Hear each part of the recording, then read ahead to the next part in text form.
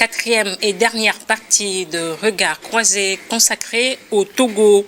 L'élection des maires connaît un nouveau report, initialement prévu pour renforcer la décentralisation et compléter l'organisation des communes. Cette échéance électorale tarde à se concrétiser. En attendant, les communes continuent de fonctionner sans maire élu. Dieudonné. Non mais écoutez, nous sommes dans la 5e République, que nous applaudissons tous. Mais je vais vous raconter l'histoire, une petite histoire que j'ai vécue avec ma femme. On devrait se rendre à un endroit et ma femme m'a appelé d'urgence. Allez, viens, et on doit partir. On doit partir, il est l'heure, on doit partir. Et je suis arrivé, elle m'a dit qu'elle est prête pour qu'on parte. Et je suis arrivé, à ma grande surprise, elle monte. Après elle descend, non, j'ai oublié mon bracelet. Elle est allée chercher le bracelet. Et puis une deuxième fois, elle dit non, aïe, attends, j'ai oublié mon foulard. Le foulard que j'ai l'habitude de mettre à l'épaule. Je l'ai oublié, elle est repartie. Et après, c'est son porte-monnaie qu'elle a oublié. Alors, vous êtes une famille qui ne cesse d'oublier vos accessoires. C'est pas une famille. C'est ma femme qui oublie toujours. Et elle descend. Qu'est-ce que ça veut dire? Après, je lui ai dit, mais écoute, est-ce que tu es sûr d'être prête avant de m'appeler? Il dit, non, j'étais prête. Tu n'étais pas prête en réalité. Et voilà, chaque fois tu ressors, tu prends cet objet. Chaque fois tu sors, tu reprends cet objet. Là où on devrait partir à 14h30, on a fini par quitter la maison à 15h. En réalité, tu n'étais pas prête. Et pourtant, tu m'as fait comprendre que tu étais prête. Tu étais prête plutôt. Alors l'idée, c'est quoi? C'est de me faire revenir de là où moi j'étais. Alors que toi, tu n'étais pas encore prête.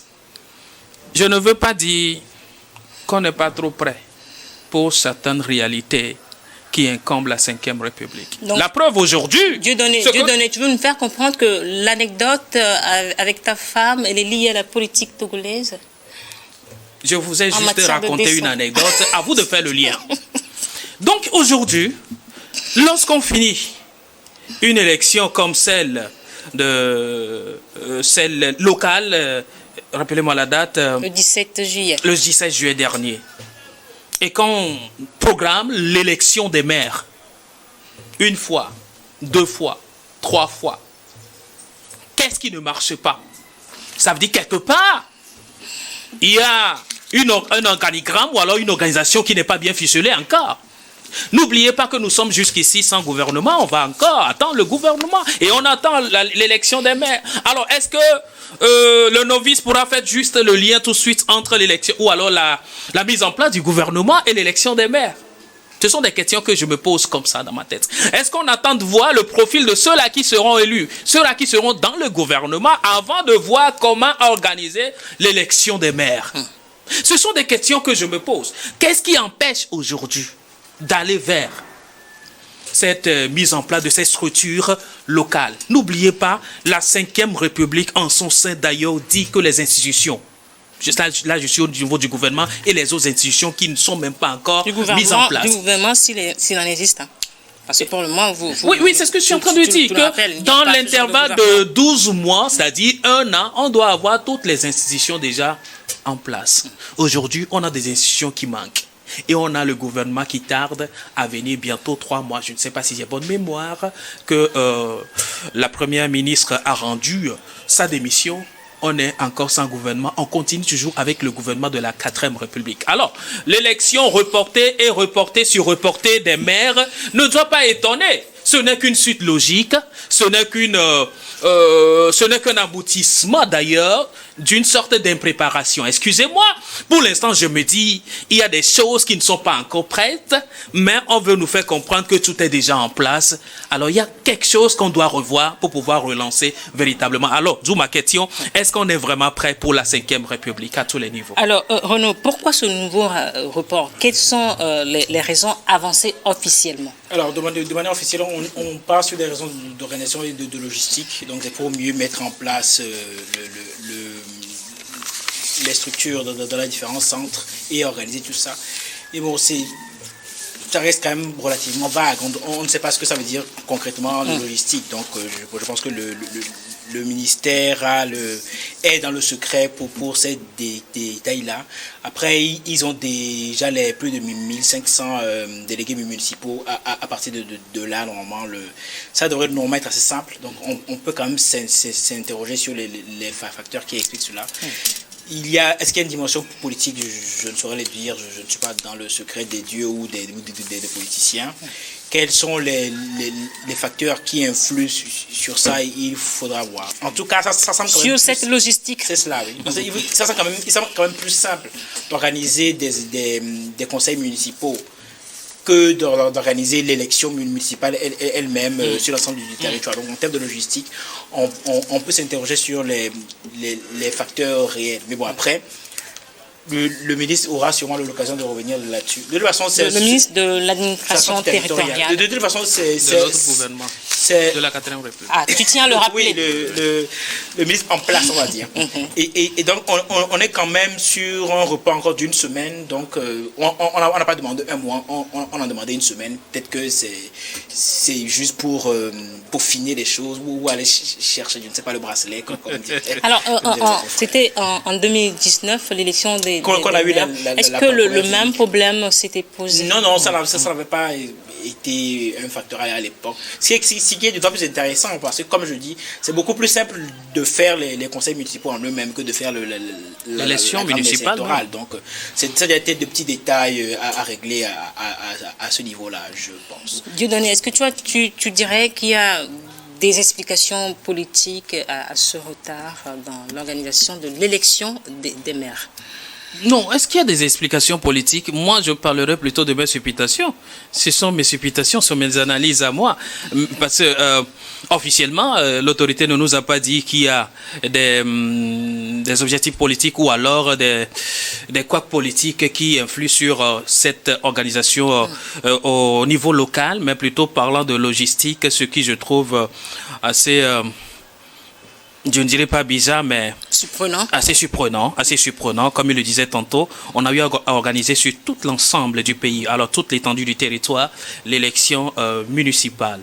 Même dans un contexte un peu tendu, tout a été fait. Et aujourd'hui, on a des communes pratiquement... Tu parles de tension, d'où venait cette tension? Non, n'oubliez pas, le 17 juillet dernier, lors des élections municipales, tout ce qui entourait cette élection, mais quand même, on a réussi à organiser les élections. Tout comme quoi? Vous n'êtes pas au Togo, vous n'avez pas vécu les tensions qui nous avaient amenés à ces élections. Les téléspectateurs ne sont pas tous au Togo. Très bien, et ils savent qu'aujourd'hui, il y avait quand même des tensions qui prévalaient avant l'organisation de ces élections-là. Mais on a réussi à faire taire toutes ces tensions-là pour faire dérouler l'élection dans un climat paisible. Ça va? Donc, il y avait eu quand même quelque chose qui n'allait pas très bien, mais on a réussi quand même à organiser les élections. Mais aujourd'hui, il n'y a plus trop de tension. Maintenant, l'élection des maires, c'est assez micro, au niveau même des communes. Donc, ça ne nécessite pas trop de logistique, trop d'exigences. En réalité, cela devrait se passer simplement pour qu'on ait les communes en place avec leurs maires et tout. Mais voilà que ça traîne. Et c'est en cela, moi, je suis en train de faire. Ça, c'est moi, le lien peut-être avec le prochain gouvernement qui n'est pas encore en place. Il ne faut pas qu'il y ait de chevauchement sur les têtes des maires et des ministres. Il pourrait y avoir des gens qui soient nommés ministres, mais qui se retrouvent aussi élus maires. Et donc, il faut voir clairement. Je pense qu'il y a un secret aussi qui n'est pas trop dévoilé à tous les politiques, à tous les niveaux. Des fois, ils sont surpris de certaines annonces et autres. Voilà pourquoi il faut voir tout le gouvernement en place, voir quel profil est sélectionné pour le gouvernement et voir maintenant ce qu'il faut faire au niveau de la commune. Ça, c'est moi qui suis en train de le dire au vu de l'évidence. On t'écoute, on te suit très bien. Donc, pour toi, il est possible que le gouvernement soit mis en place bien avant même l'élection des maires? C'est ce qu'on pense. C'est ce qu'on pense. Parce que l'élection a été reportée pour une semaine. Oui. Une semaine, je crois le 17. Le 17. Le 17 prochain. Le 17, c'est bientôt. Très bien. Alors jusque-là, peut-être le gouvernement va sortir. Parce qu'on a déjà un secrétaire général du gouvernement qui est en place. Alors, les rumeurs de couloir disent que, voilà, il y a déjà un papier qui porte les noms on entend juste la lecture de ces noms-là. Vous allez voir, après la lecture de ces noms, eh bien, les communes peuvent fonctionner. Donc, on a tout lié. De toutes les façons, c'est ce que moi, je suis en train de comprendre. Sinon, qu'est-ce qui empêchait depuis, après la proclamation définitive des résultats par la Cour, qu'on aille rapidement à la constitution de ce noyau dirigeant au niveau des maires. Le CPC, entre-temps, lui a fait des propositions, ces propositions qui laissent encore à décortiquer, qu'il faut donner les vices, les maires adjoints à l'opposition et voilà, plein de choses qui restent encore à dire. Mais, alors s'ils mettent en place tout ça là et que la cellule même dirigeante de la commune n'est pas toujours mise en place, cela veut dire qu'il y a un problème peut-être lié à des raisons politiques qu'on ne nous dit pas. C'est moi qui suis en train de faire juste ce lien-là. Mais je déplore tout simplement. Ce n'est pas ce que le ministère de l'administration territoriale a évoqué. Renaud, comment est-ce que les communes fonctionnent aujourd'hui sans les maires élus? C'est une question très, très, très intéressante assez nombreusement. Les conseils municipaux, quand même, continuent les précédents continuent à fonctionner. Je pense quand même que le pays a une certaine expérience on va dire, des anciennes structures qui fonctionnent le temps que les nouvelles ne prennent fonction. Les ministres même en sont une illustration assez intéressante. Peut-être que ça va devenir notre label à un moment donné, notre capacité à maintenir cette continuité-là en dépit des changements électifs et constitutionnels et institutionnels. Donc, pourquoi pas. Donc, quand même, ça se maintient comme ça. De toute façon, c'est pas non plus de grands challenges, hein, parce qu'il y a quand même l'expérience. Il y a 5 ans, on va dire, de mandature derrière depuis 2019, donc les premières municipales modernes. Il y a 6 ans. Déjà, voyez-vous. Et donc ce qui compte, c'est vraiment la dynamique et la capacité de ces structures à fonctionner. Parce que le maire même, de toute façon, il est censé être élu par les conseillers. Donc, il y a quand même cette expérience, il y a cette structure-là, qui est un pouvoir qui est, on va dire, plus décentralisé, déconcentré que ne le serait, par exemple, celui de président du conseil, dans le cas des mairies. Donc, voilà, dans le cas des mairies, parce que là, les conseils municipaux ont un pouvoir beaucoup plus fort au niveau de la municipalité qu'il contrôle. Donc c'est un peu ça. Et qui fait que ça tourne quand même sans trop de défis. Plusieurs d'entre eux ont déjà même... ils travaillent à mettre en place ce qu'ils appellent les plans de développement communaux. Donc les plans de développement sur 5 ans en général. Et donc il y a quand même tout ce travail de prospective qui est en train de se faire à leur niveau. Est-ce qu'ils auront les ressources et les moyens de faire fonctionner tout ça? Ça c'est une autre question. Justement, avant de parler de cette gestion quotidienne, je me pose une question. Au niveau de certaines mairies, certaines communes, des maires sortants ne se sont plus fait représenter, ils ne se sont plus allés à l'élection. Ouais. C'est d'autres qui étaient portés. Et comment est-ce que ça se gère aujourd'hui? Le maire sortant qui a refusé un nouveau mandat, mais qui continue quand même de gérer les affaires courantes, alors que c'est une autre personne qui était tête de liste dans cette même commune. Oui, non, il reste toujours maire jusqu'à la passation finale des charges. Donc, qu'il se présente ou pas, il est toujours maire. Donc, à chaque fois qu'on proroge, comment dirais-je, l'élection des maires, c'est son mandat qui est prorogé. Vous voyez? Donc, comme le disait mon cher ami tout à l'heure, on a cette prouesse dans les prolongations. D'accord? Si le gouvernement joue aux prolongations, ce n'est pas les maires qui en joueront moins.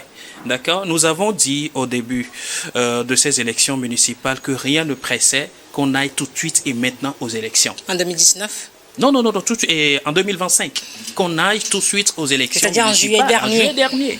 Mais comme l'organe des élections a dévoilé le calendrier et donc les procédures ont été en cours jusqu'à ce qu'on aille aux élections. Mais aujourd'hui, si l'élection des maires pose problème, cela voudrait dire, alors ce que nous redoutions de par le passé aujourd'hui, voilà l'évidence. Vous vous donnez raison aujourd'hui.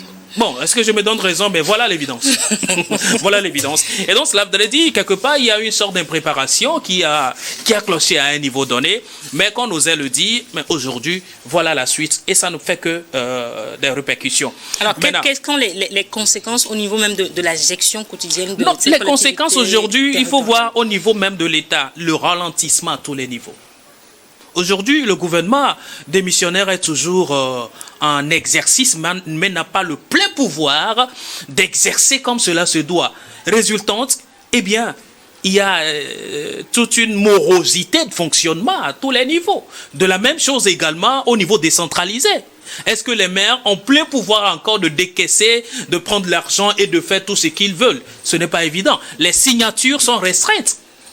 Et donc, il va avoir cette sorte de morosité dans la gestion des affaires au niveau décentralisé également. Et donc, c'est en cela on est jusqu'ici. Alors, comment l'expliquer? Le ministère de l'administration territoriale est mieux placé de donner la réelle version des choses qui puissent encore convaincre les Togolais pour accepter de telles prolongations qui n'ont fait que trop durer par le moment. Alors Renaud, est-ce que tu as fait une enquête en tant que journaliste pour savoir comment est-ce que les électeurs accueillent ce nouveau report de cette élection? J'avoue que je n'étais pas au pays quand il y a eu cette annonce, donc je n'ai pas pu toucher le cœur des gens. Cela dit, c'est intéressant de poser la question en ce sens, parce que je ne sais pas de quels électeurs on parlerait. On parlerait peut-être au niveau municipal. De la population. C'est ça. Je voudrais savoir oui, la population donc qui allait aux urnes le 17 juillet dernier. Qui était 55%. Et donc, oui, donc, je me perds un peu dans mes idées. Et donc, voilà, donc le citoyen au niveau local, là, en tant que électeur, voteur qui attend son nouveau maire, je pense quand même qu'il est relativement serein. Parce qu'après, c'est juste une semaine, ce n'est pas non plus c'est pas non plus des mois. Et dans un contexte où de toute façon nous tous nous retenons notre souffle et on attend nos ministres, je pense que les maires, il y a un peu moins de pression. Je pense vraiment que l'enjeu est moins fort. En tout cas, c'est comme ça qu'il est perçu au niveau des maires qu'au niveau des ministres. C'est vrai on est dans une logique de décentralisation. Donc, normalement, les communes devraient avoir un poids plus important sur la vie des individus que peut-être les gouvernements et les ministères. Mais quand même, on n'y est pas encore dans ce contexte-là, où ce serait comme les landers à l'allemande, où le bourgmestre ou le maire aura beaucoup plus de pouvoir sur la vie du quotidien que le ministre. Et donc, on a encore un fort héritage, on va dire, de ces systèmes très français où le pouvoir, c'est le gouvernement. Et donc, les gens, je pense, ne sont pas aussi affectés que ça par la latence, on va dire, municipale, qui ne le serait, par exemple, par la latence ministérielle ou gouvernementale. Et donc, on retient tous notre souffle, si on veut, en attendant les nouveaux ministres, bien plus qu'on ne le ferait, je pense, en tout cas, qu'en attendant les nouveaux maires. Est-ce que ce report profite à certains acteurs qu'à d'autres? Non, mais ceux qui n'ont pas été élus, je ne sais pas. non, mais à qui cela pourra profiter? Peut-être ceux qui jouissent de leur mandature. Ceux qui jouissent de leur mandature. Et maintenant, à qui cela pourra profiter? Vous voyez, aujourd'hui, comme il le disait, les citoyens ne ressentent pas trop le poids de ces éventuels reports. Cela pose la question sur l'ossature ou alors l'intérêt même de cette décentralisation sur la vie, sur le quotidien des citoyens togolais. On a plus les regards braqués vers le gouvernement. On n'a pas encore le gouvernement. Encore que beaucoup sachent que le gouvernement a démissionné. C'est nous qui le disons ici.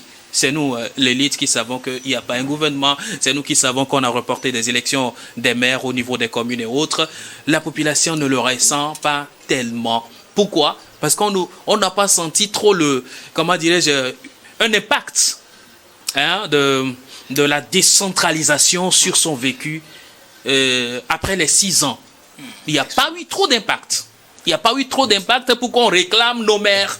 Nous réclamons nos maires. Le Togolais n'est pas encore arrivé à ce niveau. Mais à partir du moment où le maire sera garant du bon vivre, de citoyens d'un territoire donné, je parle de commune, ou alors je ne dirais pas du bonheur, mais de l'administration décentralisée dans une commune donnée, alors le citoyen va se retrouver en un maire et dit, en réalité, nous voulons qu'il soit là et donnez-lui les moyens pour qu'il travaille pour nous. On laissera le ministre là où il est. Dieudonné, et donc, c'est la question. Est-ce que ce n'est pas exagéré de dire qu'il n'y a pas eu trop d'impact après un premier mandat des maires sur la vie? Oui, dire qu'il n'y a pas trop d'impact et il n'y a pas d'impact, c'est deux choses différentes. Il n'y a pas trop d'impact. La verdade dit, le citoyen ne l'a pas trop ressenti.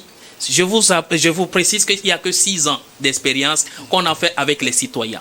Et ce dont on attendait, dans l'entendement d'ailleurs des citoyens, c'est d'avoir un service décentralisé à tous les niveaux.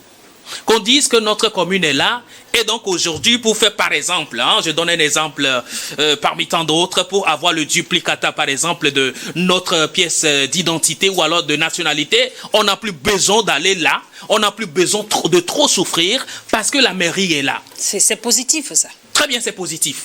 Alors, si c'était là le cas, le citoyen réclamerait forcément sa mairie pour continuer de jouir, alors par jouir de ces privilèges-là. Mais ce n'est pas toujours le cas. Il y a beaucoup de services encore centrés, pas encore très décentralisés. Et donc l'impact n'est pas aussi très flagrant. C'est vrai que les communes ont organisé certains reprofilages des voies et autres. Oui, c'est ce qu'on peut reconnaître aux mairies, aux communes. Mais je crois que la deuxième mandature... Au niveau de la voirie... Oui, mais je crois que la deuxième mandature va beaucoup plus ancrer les expériences. Et là, encore faudrait-il qu'on donne plus de moyens, plus d'autonomie aux communes à pouvoir travailler pour impacter la vie des administrés. Alors, Dieudonné, si ces administrés veulent se faire entendre, quels sont les moyens dont ils disposent pour que aujourd'hui tu saches qu'ils réclament vraiment les maires élus? Est-ce qu'ils ont des moyens à leur disposition aujourd'hui? La dernière fois, j'apprenais qu'il y a un bureau citoyen à Palimé. Oui, ce sont des bonnes initiatives à encourager. Il y en a également à Guenivé. Très bien. Alors, maintenant, quelles sont les doléances que ce bureau recueille et quels sont les aboutissements? Ce sont là des questions qu'on se pose. Mais aujourd'hui, ne nous voilons pas la face. Le citoyen ou les administrés de ces différentes communes-là n'ont aucun recours assez impressionnant ou alors assez pratique pour pouvoir atteindre le pouvoir central afin que ce qui a lieu de faire au niveau décentralisé soit fait. Il n'y en a pas encore. Peut-être dans les prochains jours, si on organise bien les choses et on appelle toutes choses par leur véritable nom, je crois que les choses se mettront véritablement en place. Alors Renaud, ce n'est pas la première fois ce report, mais est-ce que cette situation peut sembler révéler une certaine faiblesse structurelle du processus de décentralisation au Togo? Je ne sais pas si ce serait ce report en lui-même qui pose problème. Ça, parce que bon, après tout, on peut prendre quelques heures pour être sûr de bien mettre l'étape. Moi, je mettrais ça plutôt sur le compte, on va dire, du climat politique actuel, c'est-à-dire où il y a pas quand même, on retient notre souffle, comme on dit, au niveau du gouvernement lui-même, plutôt que de parler de faiblesse structurelle, spécifiquement par rapport à ça. Après, on pourra ergoter et discuter de l'impact de la décentralisation depuis 2019 et de l'effet que ça a eu. Moi, il y a une expérience que je fais et quand je me balade dans Lomé et même dans Agoué, je demande souvent aux gens, mais ton maire, c'est comment? Est-ce qu'il ne gère pas ça pour vous? D'ailleurs, même c'est quoi le nom de ta commune? Et il est frappant de voir que beaucoup ne savent pas dans quelle commune ils sont. C'est évident. Ils ne savent pas si c'est à Guanivé, ils ne savent pas. Non, Renaud, s'il te plaît. Non, beaucoup ne savent pas dans quelle commune ils sont. Dans quel Agoué on est Vakosito, mais il ne sait pas qu'il est à Agoué 1, Agoué 2 ou 3. Donc, il y a un effort de décentralisation qui a été amorcé. Est-ce que le citoyen, dans son quotidien, le ressent? Celui qui regarde la télé, peut-être, mais dans le quotidien... Encore faut-il qu'on parle de décentralisation à la télé. C'est cela, foncièrement. C'est cela. Donc, je pense que le processus a encore beaucoup à prouver par rapport à ça. Il est en marche. Après, ça ne fait que, 6 ans Mais 6 ans, c'est beaucoup. Effectivement, beaucoup peut arriver en 6 ans, comme on peut espérer encore beaucoup plus. Donc, c'est ça ce que moi je constate à titre personnel.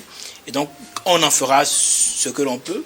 Et on saura que il y a encore beaucoup à donner, beaucoup de pouvoir et aussi beaucoup de responsabilités à donner aux maires pour que dans le quotidien des gens, ils puissent réellement intervenir et aussi être interpellés là-dessus. Parce que parfois, certains ont l'impression d'être entre le marteau et l'enclume, parce que les revendications des citoyens vont vers eux, mais ils n'ont pas forcément les moyens financiers pour y arriver. Donc, il y a une espèce de pression à ce niveau-là. Est-ce que ça va se résoudre dans les années à venir? Peut-être que les prochains maires qui vont arriver auront plus de ressources. On peut croiser les doigts. Mais Dieudonné, c'est quand même curieux de ne pas savoir dans quelle commune on réside. Non, mais ça, c'est plonge. On peut dire que le conseil municipal a failli à ce niveau ou comment? Non, est-ce que c'est le conseil municipal qui a failli? Mais c'est la culture de la décentralisation qui a failli à un niveau donné. Donc ce n'est pas l'erreur de l'administré. Je vous dis, allez dans les rues de Lomé aujourd'hui, laissez de côté, bon, même je vous laisse même prendre certains enseignants, même les enseignants, jusqu'à certains enseignants au cours primaire. Posez-leur la question, vous êtes dans quelle commune? Ils hésiteront avant de vous répondre. D'aucuns vous diront, je suis dans Agoué niveau 3 ou Agoué niveau 1, alors qu'ils sont à Agoué 6. Donc, au niveau même du découpage territorial, nous-mêmes, on avait eu de difficultés pour pouvoir cerner aujourd'hui. Nous autres, c'est parce qu'on a eu la chance de travailler près à Lomé, du moins, 13 communes. Et qu'aujourd'hui, quand on donne le nom d'un quartier... Dans le Grand Lomé, voilà. Quand on donne le nom d'un quartier, on a tout de suite l'idée... La carte mentale. Voilà. Où elle se situe. D'où ce quartier, ou alors il se situe sur la carte décentralisée. Et donc, ce n'est pas trop péché de retrouver dans les rues de Lomé des gens qui ne se retrouvent pas dans leur commune. Du moins, qui se retrouvent dans leur quartier, connaissent le nom du quartier. Mais la commune, c'est un autre problème. Alors, cela prouve à suffisance combien le citoyen à beaucoup de niveaux ne se sent pas très impliqué dans ce que nous organisons en matière politique. Il ne faut pas que la politique soit parallèle à la vie de l'administré. Il faut véritablement impliquer le citoyen dans l'administration, dans la gestion des choses publiques. Malheureusement, ça doit être le défi de ces nouveaux maires. Ça peut être un nouveau chantier, effectivement. Aller toucher son concitoyen là où il se trouve. Après, je ne sais pas si les maires voudront forcément le faire, parce que quand on sait que c'est toi le responsable, on m'aidera à te voir. Et tu es beaucoup plus proche que les ministres, par exemple. Donc, on saura venir te demander des comptes à toi. C'est ça l'avantage de la décentralisation. C'est ça l'idée, la promesse, en principe. Qu'on puisse directement venir demander à X ou Y pourquoi la route n'est pas balayée, pourquoi le service de voirie n'est pas effectif. Et voilà, oui, effectivement, c'est ça l'idée, normalement. Et j'ose espérer qu'on ira vers ça. Et ce sera tout pour Regard Croisé aujourd'hui. Ce sera tout. Oui. Je m'attendais à... Nous sommes pris par le temps. Là, je t'invite la semaine prochaine. Ma seconde de coup de gueule, de toutes les façons. D'accord, merci. Merci quand même à la connexion. Merci à Yass qui veut profiter maintenant de notre crise pour d'autres opportunités en nous vendant des modems. Ce n'est pas sérieux. S'il te plaît, Dieudonné Seonou, tu es analyste politique. Merci d'être passé sur ce plateau. Aïe Renaud Dossavi, journaliste, écrivain. Merci également à toi d'être passé. Merci à vous aussi qui êtes restés à notre compagnie. À très bientôt sur New World Info.